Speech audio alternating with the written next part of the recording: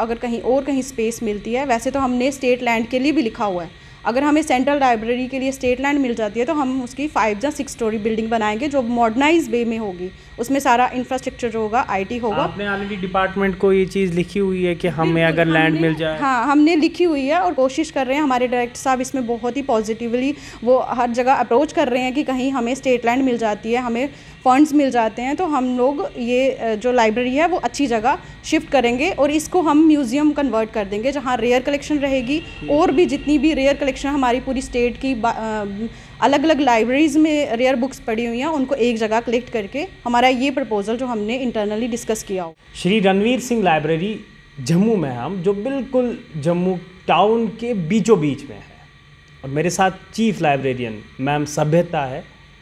Ma'am शुक्रिया, thank you जुड़ने के लिए।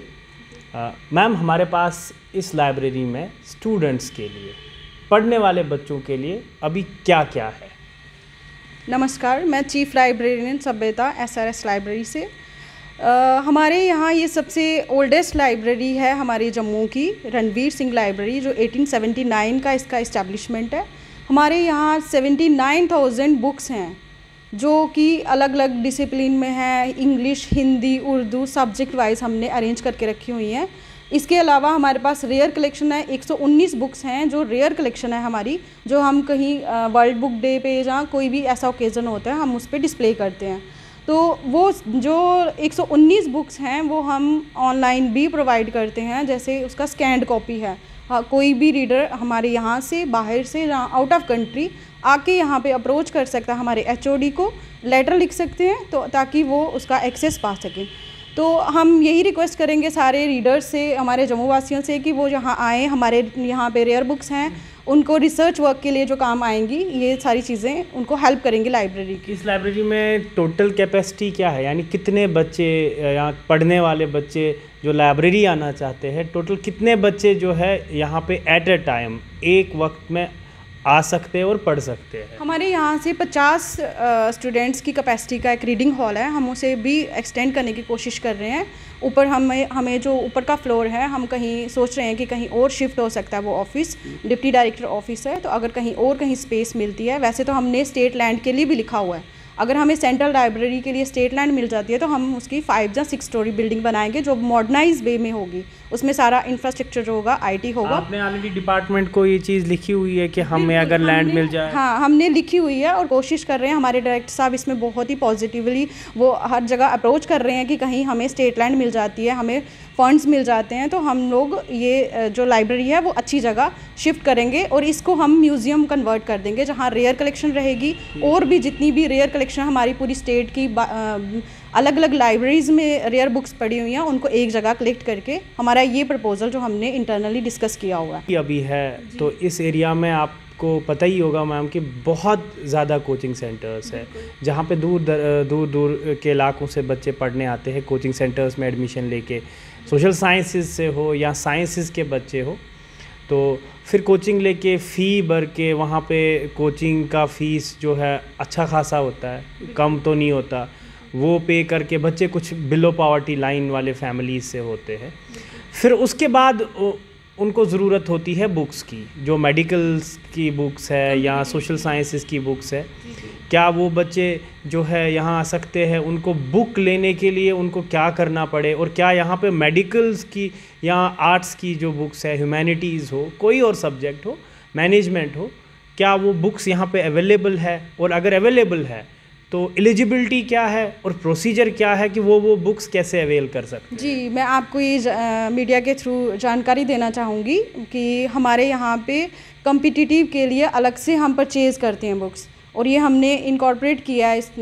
2 बार जो हमें परचेजिंग लास्ट की है, तो हमने अलग से कॉम्पिटिटिव की जितनी भी IAS या KS एस्पिरेंट्स हैं वो यहाँ आ सकते हैं, कॉम्पिटिटिव की बुक कंसल्ट कर सकते हैं, इशू करवा सकते हैं। इस बार भी हमने, और एक सेकंड चीज़, लोकल ऑथर्स के लिए भी हमने रखा होता है, लोकल ऑथर को प्रमोट करने के लिए उसकी भी अलग से परचेजिंग होती है। कोई भी जो एस्पिरेंट है जो भी तैयारी कर रहा है IAS की, KS की, या फिर अपने मेडिकल एग्ज़ाम्स की, वो यहाँ आ सकता है। हमारे यहाँ पे मेंबरशिप फॉर्म ले, नहीं तो हमारी वेबसाइट जो है उस पर मेंबरशिप फॉर्म जो है हमने रखा है, वो डाउनलोड करके सिंपली फिल करके आपको यहाँ डिपॉजिट कराना है उसको 1 ईयर का मेंबरशिप जो है अलॉट हो जाएगा। उसके बाद उसको कार्ड इशू हो जाएगा तो वो कोई भी बुक यहाँ से कंसल्ट कर सकता है, कोई भी रिसोर्स मटेरियल है, चाहे वो न्यूज़पेपर है, मैगज़ीन है, जहाँ फिर हमारे कम्पिटिटिव के बुक्स हैं, लिटरेचर पार्ट है, रेयर बुक हैं, कुछ भी कंसल्ट कर सकता है यहाँ पे। क्या ये नॉमिनल फीस इसकी कुछ भी नहीं है, ये free of service, free of cost है ये मेंबरशिप फॉर्म भी, सॉरी, और साथ में मेंबरशिप भी 1 साल की, तो बाद में रिन्यू करवा सकते हैं हम। बच्चा जम्मू एरिया का हो या जम्मू के किसी और डिस्ट्रिक्ट, जम्मू प्रोविंस के किसी और डिस्ट्रिक्ट को या कहीं का भी हो पूरे यूटी में, क्या हर किसी के लिए सेम रूल है या जम्मू प्रोविंस के जो लोकल्स है उनके लिए एक रूल है कि उनके पास ये प्लस पॉइंट है, जो बाहर डिस्ट्रिक्ट के है उनके पास ये प्लस पॉइंट नहीं है, उनके लिए क्या क्राइटेरिया है, क्या सेम है? नहीं, ये यूटी है अब तो, अब कोई सारे रूल्स एंड रेगुलेशन सेम है। जी, हमारे रूल रेगुलेशन इवन वेबसाइट पे भी होंगे, ऑनलाइन भी अवेलेबल हैं। रीडिंग मटेरियल को कितने दिन के लिए, जैसे 14 दिन के लिए आप इशू करवा सकते हैं। बाकी यहाँ आके सब जो भी आएगा यहाँ पे मेंबरशिप कैसा है, कितने बच्चे अभी आपके पास दिन में आते हैं और लाइब्रेरी कितनी देर खुली रहती है? हमारा यहाँ पे जो रीडिंग हॉल का टाइमिंग है वो 8:30 से लेके सुबह शाम 6:30 बजे तक है। 6:30। हाँ, रीडिंग अभी प्रेजेंटली रिस्पॉन्स कैसा है? फुटफॉल जो है वो 100-150 पर डे जा रहा है रीडिंग हॉल का। तो हमारा सर्कुलेशन में भी काफ़ी है, काफ़ी लोग आते हैं यहाँ पे, बुक इशू रिटर्न करवाते हैं। जो हमारा सर्कुलेशन काउंटर है वो हमारा 10 बजे से लेके शाम 4:30 बजे तक रहता है। मैम, आपसे जानना चाहूँगा कि अभी आपको पर्सनली, आप काफ़ी टाइम से यहाँ पे अभी हो आप, तो मैं खुद भी देख रहा हूँ कि लाइब्रेरी की हालत बहुत अच्छी सुधर गई है।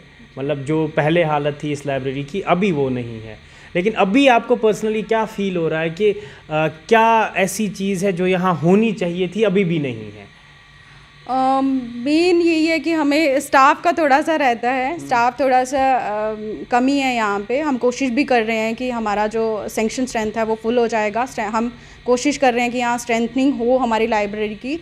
तो सबसे पहले सेंट्रल लाइब्रेरी को स्ट्रेंथन करने की ज़रूरत है। इवन डिप्टी डायरेक्टर साहब कोशिश कर रहे हैं, अगर बाहर से अगर हमें ज़्यादा सरप्लस स्टाफ है तो हम कोशिश कर रहे हैं यहाँ पे डेपुटेशन के लिए। इस पे काफ़ी बार चर्चा भी हुई है और जैसे हमने इन्हांस किए हैं, संडेज़ को ओपन रखा है, पहले नहीं था तो संडे को हमने स्पेशली रखा है ये कि सीटिंग कैपेसिटी इंक्रीज़ करने की, या आपके पास जो मटेरियल है उसको अपडेट कितना अपडेटेड रहता है। दूसरा, आपके पास कॉम्पिटिटिव एग्ज़ाम्स के लिए बुक्स जो आती है वो कितनी अपडेटेड रहती है, या उसमें कुछ बढ़ोतरी करने की ज़रूरत? अगर आप रिसोर्स मटेरियल की बोलेंगे तो वो हम हर साल अपडेट करते हैं, उसमें बहुत अच्छा जा रहा है डिपार्टमेंट। इवन लास्ट अभी परचेज़ मीटिंग हुई है, उसमें भी हमें ऑथराइज़ कर दिया है डायरेक्टर साहब ने, तो हम परचेजिंग कर रहे हैं नेक्स्ट इस सेशन के लिए। तो नेक्स्ट की जैसे जैसे मैंने आपको बताया ना, लोकल ऑथर्स को भी हम प्रमोट करते हैं। हमारा जो लोकल ऑथर है उसने जो बुक लिखी है पूरे साल में, तो वो सबमिशन होती है।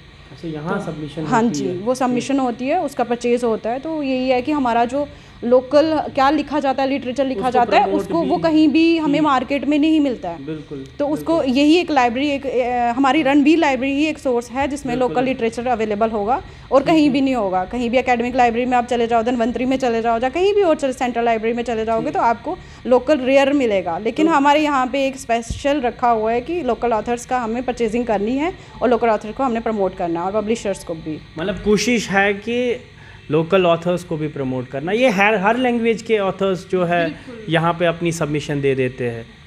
तो अब मुझे बताया मैम, मॉडर्न टाइम है, मॉडर्नाइज सारी चीज़ें हो गई है, तो क्या प्रेजेंट स्टेटस को जो लाइब्रेरी का है, जैसे बच्चे आए उनको इंटरनेट की फैसिलिटी या इंटरनेट के अलावा उनको ऑनलाइन ये पता चल जाए कि मुझे कौन सी बुक ज़रूरत है, क्या ये लाइब्रेरी में अवेलेबल है, तो लाइब्रेरी में नया क्या आया है, तो क्या ये ऑनलाइन सारा अवेलेबल है? बिल्कुल, ये ई ग्रंथालय हमारा सॉफ्टवेयर है जो वर्ल्ड वाइड वेब पे है। आप ई ग्रंथालय गूगल में डाल के सर्च करेंगे तो आप उस पर हमारा लाइब्रेरी का एक्सेस जो है, कैटलॉग अवेलेबल है, वेब और पैक हमारा अवेलेबल है। आप घर बैठे अपनी बुक एक्सेस कर सकते हो, वहाँ पे देख सकते हो उसका डाटा कि वो लाइब्रेरी में है। सपोज़ आपको कुछ बुक चाहिए, आप उसका टाइटल उसमें सर्च करें, आपको रिट्रीव हो जाएगा डाटा कौन सी लाइब्रेरी में थ्रू आउट द यूटी या आपको पता चल जाएगा कि बड़गाम में है कि रणवीर लाइब्रेरी में है, या आपको घर बैठे ही पता चलेगा।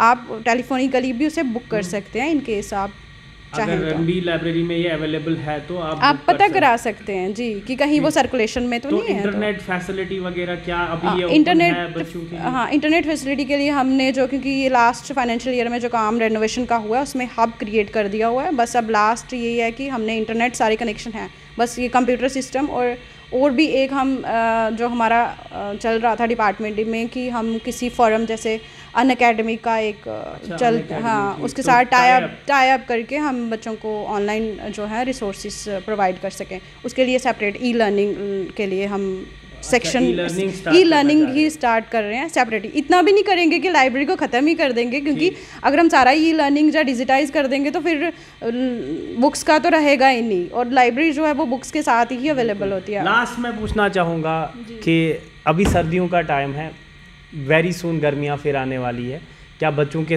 पास ये फैसिलिटी रहती है कि सर्दियों में उनको हीटिंग कुछ फैसिलिटी मिलती है और गर्मियों में उनको एसी तो मैं नहीं कहूँगा कि, लेकिन कम से कम फ़ैन बहुत अच्छी तरीके से, यानी उनको प्रॉब्लम ना हो पढ़ने में, कंफर्ट जोन में रह के बच्चे जो है पढ़ाई कर सके? बिल्कुल सर, हम इस चीज़ का खास ख्याल रखते हैं कि फर्नीचर वो होना चाहिए, सूटेबल होना चाहिए स्टडी के लिए, कि उनको बैठ के शाम को बैक एक ना हो जाए, ये भी बहुत ज़रूरी है देखना। और सेकेंड कि हमारे यहाँ पे हॉट एंड कोल्ड एसी लगे हुए हैं, तो फैंस का रेनोवेशन करवाया हमने दोबारा से 2 बार, तो हमें रीडिंग हॉल का ही रेनोवेशन करवा दिया। तो हम कोशिश करते हैं कि कभी कोई इस चीज़ की दिक्कत ना आए कि उनको बैठने में प्रॉब्लम आए, या फिर गर्मी में या सर्दी में, किसी भी मौसम में। Thank you so much ma'am बात करने के लिए। और हमारे साथ चीफ लाइब्रेरियन मैम सभ्यता थी, जिनने एक डिटेल्ड खाका आपके सामने पेश किया कि राइट नाउ हमारे पास इस लाइब्रेरी में आपके लिए क्या क्या है और आप कैसे इस लाइब्रेरी में आ सकते हो, आप क्या क्या फैसिलिटीज़ अवेल कर सकते हो, और आपके लिए इसकी एसेस, इस लाइब्रेरी की एसेस बाकी लाइब्रेरीज़ से, जो अभी कमर्शियल लाइब्रेरीज़ पूरे जम्मू प्रोविंस में फ्लोरिश कर रही है, जहाँ पे आपको फ़ी यानी बाज़ाब्ता पैसा पे करना पड़ता है सर्विसेज अवेल करने के लिए, और आप यहाँ पे वही फैसिलिटीज़, वही सर्विसेज फ्री आप कॉस्ट पा सकते हो। और आपके लिए यहाँ पे सीटिंग फैसिलिटी को भी बहुत कंफर्टेबल किया गया है। साथ साथ में लाइब्रेरी की रेनोवेशन इतनी अच्छी हो गई है, आपके लिए ज़रूरत बस इस बात की है कि आप आए, रजिस्ट्रेशन करें, आईडी अपनी सिक्योर करें, और उसके बाद आप लाइब्रेरी में सुबह 8:30 से लेके शाम 6:30 तक पढ़ने आ सकते हो। और स्पेशली आई हैव हर्ड कि संडे के टाइम भी इस लाइब्रेरी को आप बच्चों के लिए, यानी पढ़ने वाले बच्चों के लिए जो है लाइब्रेरी को ओपन रखा गया है। और लाइब्रेरी में और क्या क्या फैसिलिटीज़ आ जाएंगी आपको हम बताते रहेंगे। फ़िलहाल द स्ट्रेट लाइन में मैं इजाज़त लूँगा। आदाब।